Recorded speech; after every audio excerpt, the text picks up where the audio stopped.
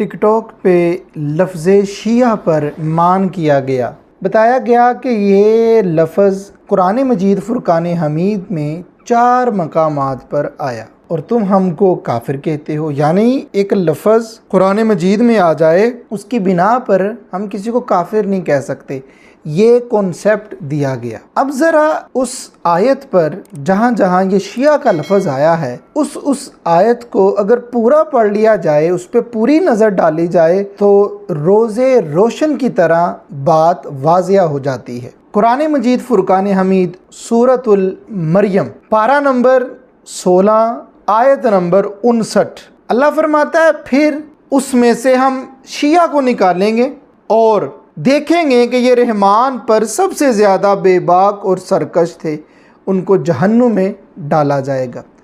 अगर हम शिया का ये मतलब लें तो अगर आप देख लें इस आयत को या शिया लफ्ज़ को आपने शिया बरादरी के साथ अटैच करना है तो सबसे पहली आयत जो मैंने अभी आपको बताई, ये स्क्रीन पर भी चल रही होगी, आयत नंबर है 59, सूरत का नाम है मरियम और 16वां पारा है। यानी शिया को दोज़ख की तरफ ले जाया जाएगा, उनमें से निकाले जाएंगे जो बेबाक हैं, जो सरकश हैं। अब आप ख़ुद समझदार हैं तो लिहाजा शिया का ये मतलब नहीं है जो ये मतलब लिया। शिया का मतलब लुगत के अंदर वो ग्रोह है, ग्रुप को शिया कहा जाता है, ना कि शिया को शिया बरादरी के साथ आप मुत्तसिल कर सकते हैं। फिर कुरान मजीद फुरकान हमीद में दूसरे मकाम पर जो शिया का लफ्ज़ इस्तेमाल हुआ है, शिया कहते हैं जी, देखें कुरान पाक में है व इन्ना मिन शियातिही ला इब्राहीम, पारा नंबर 23 है, सूरत साफ़ात है और आयत नंबर 83 है। और बेशक इब्राहीम भी शिया थे। तो चूँकि मैं बता चुका हूँ, पीछे ज़िक्र हो रहा है हज़रत नूह अलैहिस्सलाम का, तो यहाँ पर कुरान मजीद फुरकान हमीद की आयत का जो तर्जुमा है स्क्रीन पर आपको नज़र भी आ रहा होगा, इसका मतलब है व इन्ना मिन शियातिही ला इब्राहीम, बेशक हज़रत इब्राहीम अलैहिस्सलाम हज़रत नूह के ग्रोह से थे। यानी उन्हीं के ग्रोह में से थे। किन के ग्रोह में? जिसका हमने पीछे ज़िक्र किया, हज़रत नूह अलैहिस्सलाम। तो यहाँ पर भी हम शिया का वो मतलब नहीं है जो ये निकालते हैं।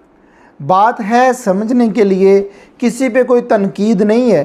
कुरान मजीद फुरकान हमीद हदायत है और इसको हर शख्स पर अल्लाह ने, हर पढ़ने वाले को परवाना नहीं दिया कि जो इसको पढ़ेगा वो हदायत याफ्ता होगा। बहुत से कुरान पढ़ के हदायत पा जाते हैं और बहुत से कुरान मजीद फुरकान हमीद पढ़ के बेहदायत हो जाते हैं।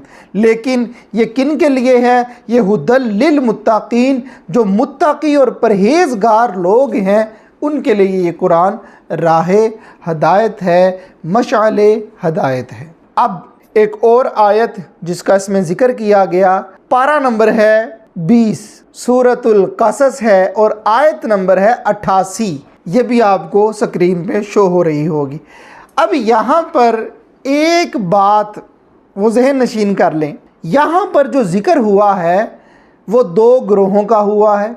मूसा अलैहिस्सलाम का ज़िक्र करते हुए अल्लाह ने वाज़िया तौर पे इरशाद फरमाया कि कैसे मूसा अलैहिस्सलाम एक शहर के अंदर दाखिल हुए, उस शहर में क्या हो रहा था, 2 शियों के दरमियान, यानी 2 ग्रोहों के दरमियान लड़ाई हो रही थी। अगर हम शिया का मतलब शिया ही लेके चले ना तो मैं तर्जुमा आपको सुनाता हूँ कि 2 शियों में लड़ाई हो रही थी। एक शिया उस शहर का बाशिंदा था और एक शिया जो हज़रत मूसा अलैहिस्सलाम का था। अब ये बात सुनिएगा, मैं आपको कुरान पाक का सही मत तर्जुमा ही बताऊंगा, लेकिन मैं शिया का जो कॉन्सेप्ट ये लेते हैं अगर वो रख के बात करें तो आप खुद देखिएगा कि क्या बात बनती है। फिर मूसा अलैहिस्सलाम से उनके शिया ने मदद मांगी तो मूसा अलैहिस्सलाम ने दूसरे शिया पर मुक्का कस दिया, घुंसा मारा और वो शिया मर गया। अगर ये शिया को ताज़ीम के लिए लें, जो कुरान में आ गया, अगर यह मतलब लें तो फिर दूसरा शिया मर गया तो शिया को किसने मारा?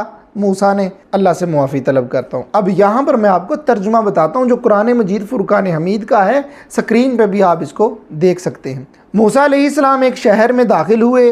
उस शहर में जो लोग थे उस शहर के, वो किस तरह दोपहर के वक्त में अपने ख्वाब में, अपनी नींद में वो सो रहे थे। मूसा अलैहिस्सलाम का और दूसरे उस शहर के बाशिंदों का यानी गिरोह का आपस में झगड़ा हुआ। मूसा अलैहिस्सलाम के गिरोह के शख्स ने मूसा अलैहिस्सलाम से मदद तलब की। मूसा अलैहिस्सलाम ने दुश्मन के गिरोह के शख्स पर मुक्का मारा, जिस पर वो मौका पर ही जांबा हक हो गया। और ये अल्लाह रब्बुल इज़्ज़त की तरफ से नहीं बल्कि शैतान की तरफ से था, क्योंकि शैतान इंसान का खुला दुश्मन है। तो शिया का लफ्ज़ जो कुरान में आया है उसका मतलब है गिरोह, उसका और कोई मतलब नहीं। अच्छा, थोड़ी देर के लिए हम ये मान जाते हैं कि शिया का मतलब वो है शिया बरादरी, जो ये लोग कहते हैं जी हमारे, मान लेते हैं।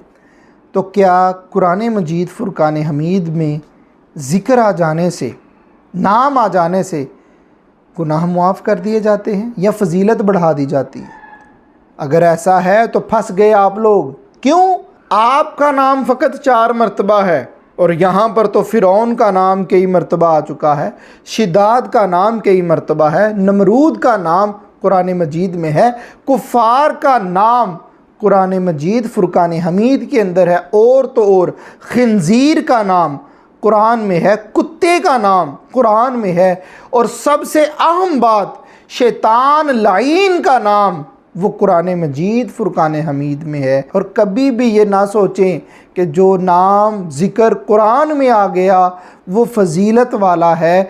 जो नाम आया है उसका सियाक़ो सबाक़ क्या है, उसको समझने के बाद हम देखेंगे कि इसका क्या मतलब निकलता है और हमने इसको क्या समझना है। वगरना ये जितने मैंने नाम बताए हैं, अगर ये नाम आपके सामने रख दिए जाए तो आप जवाब कैसे देंगे? इसका आप जवाब नहीं दे पाएंगे। तो लिहाजा इस तरह की झूठी, मनगढ़ंत और नामुकम्मल बातें करने से खामोश रहना कई हद तक, कई गुना ज़्यादा वो बेहतर है। कुरान मजीद फुरकान हमीद का वो तर्जुमा जो अरबी लुगत के साथ आप पेश कर सकते हो वो किया करें।